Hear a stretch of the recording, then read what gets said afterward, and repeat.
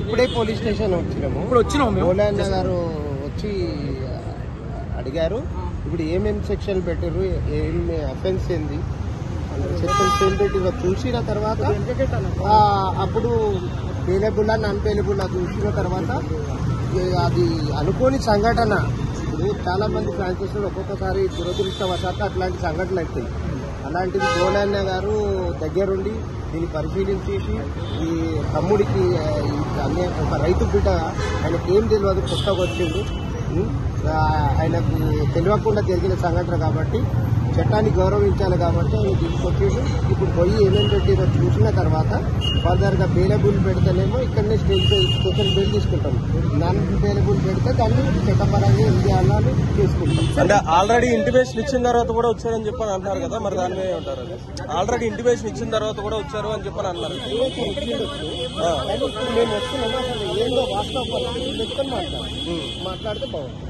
అదే ఆల్రెడీ పల్లవి ప్రశాంత్ ని డైరెక్ట్ మీరు మెయిన్ గేట్ రావద్దు, బ్యాక్ గేట్ నుంచి వెళ్ళండి అని చెప్పని ఇంటిమేషన్ ఇచ్చారని చెప్పని అంటున్నారు. వారు ఇచ్చినా కానీ వచ్చారని మనం అంటున్నాం కానీ అది కరెక్టా లేదా అనేది మనకు కూడా తెలియదు. అదే అంటే కొన్ని వీడియోస్ లో పల్లవి ప్రశాంత్ కూడా అన్నాడు బ్యాక్ గేట్ నుండి వచ్చిర్రు అనేది అది మనకు తెలియదు, మీకు తెలియదు అన్నారు అంటారు. అది ఊహాత్మకమైన ప్రతిపాదన అనిండొచ్చు. చట్టాన్ని గౌరవించాలి, ఇచ్చేయాలి. ఏదో మిస్టేక్ జరిగినా ఏమైనా కానీ ఆయన ఒక రైతు బిడ్డ ఆయనకి ఏం తెలియదు, వచ్చిండు, ఏదో దురదృష్టవశాత్తు సంఘటన అయింది.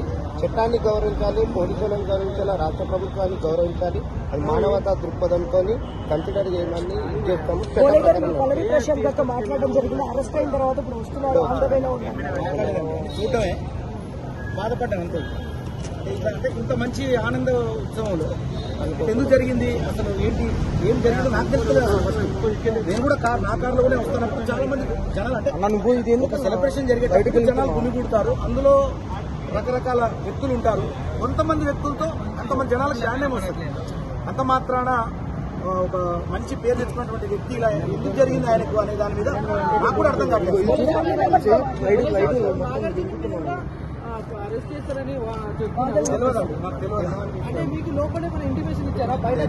కళ్ళ కనిపించేది ప్రశాంత్ విషయం కనిపిస్తుంది. ఏం జరుగుతుందో బయట జనాలు ఉన్నారు, ఇంటిమేషన్ ఇచ్చారా బయటకు ఇంటిమేషన్ అంటే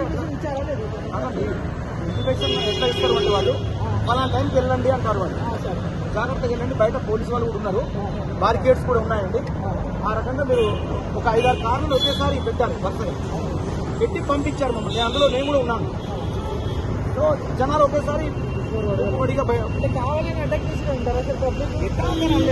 అభిమానంతో వాళ్ళు రకరకాలుగా ఉంటారు కదా. అంటే అభిమానంతో వాళ్ళు మిగతా కంటెస్టెంట్ వాళ్ళ వెహికల్స్ కూడా ధ్వంసం చేయడం జరిగింది. ఇప్పుడు అమర్దీప్దే కానీ అట్లా ధ్వంసం చేయడం జరిగింది. దానిపైన అంటే ఒకటండి, ఇప్పుడు 100 మంది మంచాలు ఉన్నప్పుడు 2-3 అందులో ఏదో చేసి ఉండొచ్చు బహుశా, కానీ అంత మాత్రాన అది చాలా తీవ్రత స్థాయికి వెళ్ళిపోయింది. ఎందుకంటే ఆర్టీసీ బస్సుల మీద కూడా వాళ్ళు అద్దాలు పాల్గొట్టి దాని మీద నాకు అవగాహన లేదు. అదే అన్నాం. ఇప్పుడు దానిపైనే మరి ఇప్పుడు ఇష్యూ జరుగుతుంది. చాలా మంది మీడియా వాళ్ళు కూడా మళ్ళీ మాట్లాడారు. థ్యాంక్ యూ అన్న. మైక్ ఎవరిదే? మైక్ పట్టుకెళ్ళకుండా